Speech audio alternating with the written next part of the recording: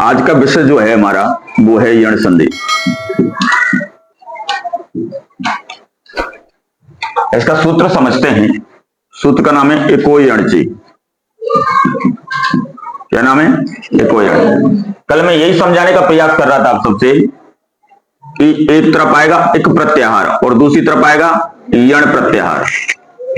एक प्रत्याहार के अंदर कौन कौन से वर्ण होते हैं? ई, उ, री और रे।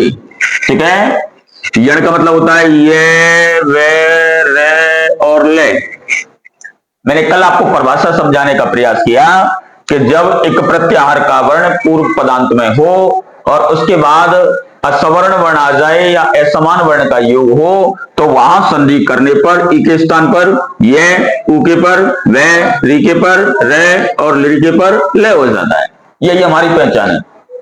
इन चारों के चारों वर्णों को अंतस्थ व्यंजन के नाम से जाना जाता है। कालांतर में आप बड़ी कक्षाओं में पढ़ोगे तो आपको मालूम पड़ जाएगा ये और वे, ये दो वर्ण ऐसे हैं जिनको अर्धस्वर की संज्ञा भी दी गई है। कौन सा स्वर है? अर्धस्वर। तो यण संधि की पहचान परिभाषा क्या कहेगी कि ई, उ, री के बाद यदि कोई असमान स्वर आए तो संधि करने पर क्रमशः ई के स्थान पर ये, उ के पर वे, री के पर रे और ली के पर ले। क्रमशः का मतलब होता है कि जिस वर्ण में हुए उसके स्थान पर वही वर्ण आना चाहिए, उसके नंबर ऑफ काउंटिंग में कोई इंटरचेंजिंग ना हो। दैट इज कॉल्ड ऑफ क्रमशः। तो ई के स्थान पर यह ही होगा, फिक्स है। उ के स्थान पर वे ही होगा, री के स्थान पर रे ही होगा और री के स्थान पर ले ही होगा। समझ आ रही है? इसको ही हम क्या कहते हैं? यण संधि के नाम से जानते हैं। देखेंगे कैसे होता है। एक एग्जांपल देखते हैं। अति और अंत। प्लस से इधर की संख्या पूर्व पद और प्लस से इधर की संख्या को उत्तर पद के नाम से जाना जाता है। That clear?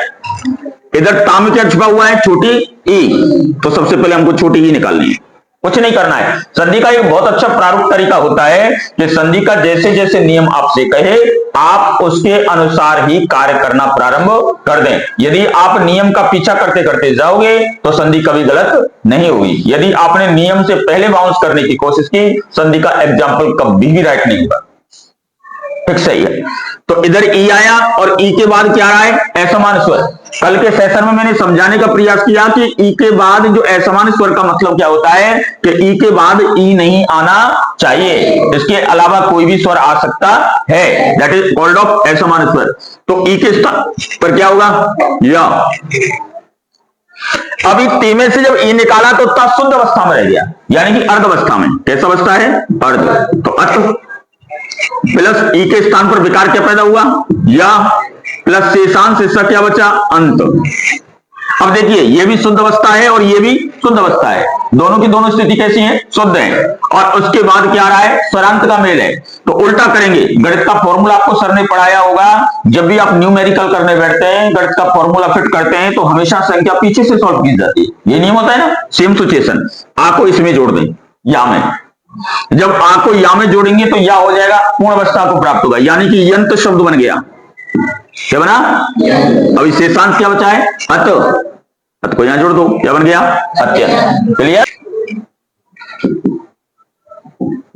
अगला उदाहरण देते हैं। अधि प्लस आपक। देखें जरा, सबसे पहले क्या उठाया? ई। तो ई के स्थान पर हो गया या। धा कैसा रह गया? आधा। प्लस ये प्लस आपक। सेम है, कुछ नहीं करना है। जैसे जैसे बोले वैसे वैसे चलते जाना है अपने को। धा इधर आधा, ये भी इधर आधा। आप पूर्ण स्वर है। आ को या में मिलाएंगे तो शब्द बनेगा यापक। क्या बन गया? आगे का हिस्सा क्या था? अध। तो क्या बन गया? अध्यापक।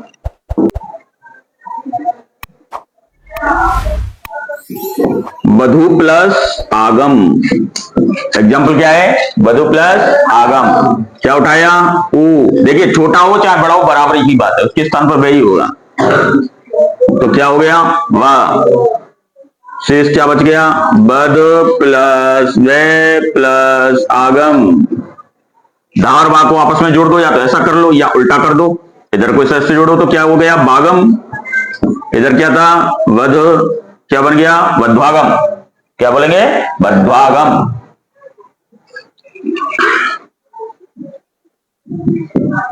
मधु प्लस अरि, वो उठाया, वो के स्थान पर क्या हो गया? वाह। मध प्लस वे प्लस अरि, आ को इसमें जोड़ दो, क्या बन गया? वरी। शेष क्या बच गया? मधु, क्या बन गया? मध्वरी। आपने नाम सुना होगा, मधु कैटव नाम के दो राक्षस थे। मधु कैटव दो मारे सुर भय हीर करे, किसने मारे? मां दुर्गा ने। इसलिए मध्वरी किसका पर्यायवाची है? मां दुर्गा का। जो मधु नामक राक्षस की कौन है? शत्रु, वही क्या कहलाएगी? मध्वरी। ठीक है, मधु नाम का राक्षस भगवान नारायण ने भी मारा है, वो भी एक राक्षस हुआ है, इसलिए मध्वरी पर्यायवाची भगवान नारायण का भी होता है ना।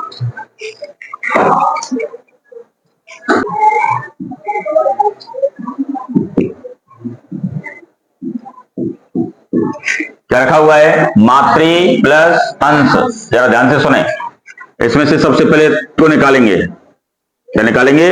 री को। तो रू के स्थान पर हो गया रा। देखिए ध्यान से समझिए, थोड़ा हार्ड एग्जांपल। मात प्लस रे प्लस अंश। देखिए मैंने जब आपको वर्णमाला पढ़ाई तो वर्णमाला पढ़ाते वक्त मैं आपको बहुत क्लियर ये समझाने का प्रयास किया कि संयुक्त व्यंजन या मिश्रित व्यंजनों की संख्या कितनी होती है? 4। कौन कौन से होते हैं? क्षय, त्रय, ज्ञ और श्रेय। इनमें एक वर्ण है त्रय त्रिशूल, जिसको मिश्रित व्यंजन कहा जाता है। तय और रे मिलकर के क्या बनता है? त्रय त्रिशूल। जब तय और रे दोनों शुद्ध अवस्था में यानी कि आधे आधे हैं, और आधे आधे हैं तो आधा ही रहेगा, तो स्थिति बन गई मात्र प्लस अंश। अब इस छोटे आ को इस त्रय में जोड़ दो, त्रय हो जाएगा पूरा, शब्द क्या बन गया? मात्रंश।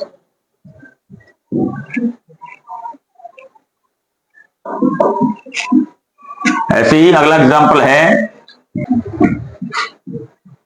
पितृ प्लस आज्ञा। क्या निकाला? री, क्या हो गया? रे। पित प्लस रे प्लस आज्ञा, ता और रा मिलकर के क्या हो गए? त्रय त्रिशूल। अर्धावस्था में गया तो शब्द बन गया पितृ प्लस आज्ञा बराबर पित्राज्ञा। ठीक है, इसके साथ ही आपका रे का नियम यहीं आके समाप्त हो जाता है। एक, हालांकि व्याकरण शास्त्र की जब हम पुस्तकें पढ़ते हैं बड़ी कक्षाओं में भी, तो इसके 2 ही एग्जाम्पल आपको प्राप्त होंगे, और मूल रूप से देखा जाए तो एक ही उदाहरण है। दूसरा उदाहरण तो आधुनिक पुस्तकों में देखने को मिलता है। प्राचीन किताब उठाएंगे तो उन किताबों में एक उदाहरण के अलावा इसका कोई एग्जाम्पल मिलता नहीं है, वो है लिरी का उदाहरण। लिरी के स्थान पर क्या करना है हमको? ला। ठीक है, एक एग्जाम्पल है लिरी प्लस आकृति, ये मोस्ट इंपॉर्टेंट एग्जाम्पल है इस नियम का। देखो लिरी के स्थान पर क्या करना है हमको? सीधा सीधा ला प्लस आकृति। इस आ को जब ले में मिला देंगे तो ला हो जाएगा पूर्ण अवस्था को प्राप्त, शब्द बन गया लाकृति।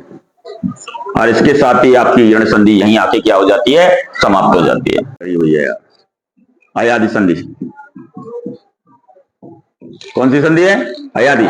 इसका पहले सूत्र समझो, इसका सूत्र है एचो अय बा यावे। सूत्र क्या है? एचो अय बा यावे। कौन सी संधि पढ़ रहे हैं हम? स्वर संधि का 5वां भेद, जिसको अयादि संधि के नाम से जाना जाता है। इसके अंतर्गत नियम यह कहता है कि ए, आई, ओ और औ ये 4 स्वर हैं, और चारों के चारों स्वरों को मैंने आपको समझाया, इनको संयुक्त स्वर के नाम से जाना जाता है। क्या बोला जाता है? संयुक्त स्वर। ठीक है, अब नियम क्या कह रहा है? ए, आई, ओ, औ के बाद कोई असमान स्वर आ जाए, कैसा स्वर हो? असमान, तो संधि करने पर क्रमशः क्या होना चाहिए? ए के स्थान पर आए, आई के पर आए, ओ के पर अब, और औ के पर क्या हो जाएगा? आव। ठीक है, समझ आ रही है ना बात? तो ए, आई, ओ, औ के बाद यदि असमान स्वर आए, यण संधि में भी कैसा स्वर आएगा? असमान। अयादी संधि में भी कैसा स्वर आएगा, असमान। तो क्रम से अय आय अब आब हो जाता है और इसको ही अयादी संधि के नाम से जाना जाता है। यही इसकी डेफिनेशन है, यही इसकी पहचान है। एग्जाम्पल देखते हैं।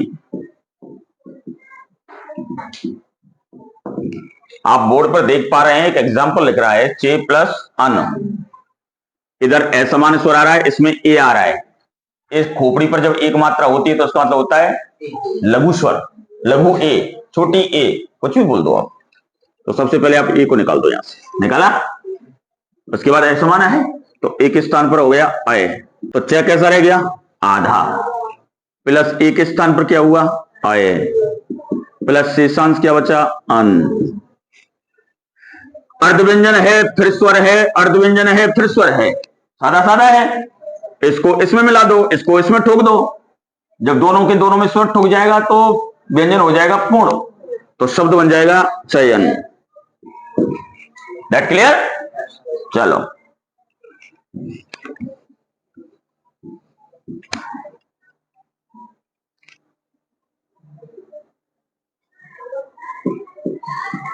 दई प्लस अक, ठीक है। अब कौन सी मात्रा आ रही है, बड़ी। खोपड़ी पर दो मात्रा है तो इसका मतलब क्या समझो, बड़ा, और खोपड़ी पर एक मात्रा है तो क्या समझो, छोटा। आई निकाला इसमें से, तो आई के स्थान पर क्या होना चाहिए, आय। आय हुआ।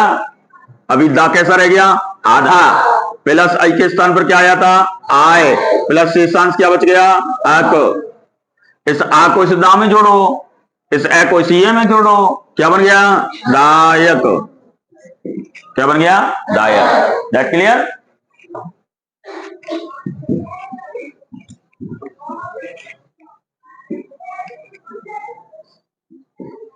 वो प्लस अन, क्या उठाया, ओ के स्थान पर हो गया अब, बा कैसा रह गया, आधा, ओ के स्थान पर हुआ अब, शेषांश क्या बचा, अन। इसको इसमें ठोको, इसको इसमें ठोको, क्या बन गया, भवन। ठीक है। एक एग्जाम्पल और पढ़ाता हूं, इसके साथ ही अयादी संधि तुम्हारी क्या हो जाएगी, समाप्त, और तुम्हारे सिलेबस के अनुसार स्वर संधि भी हो जाएगी समाप्त।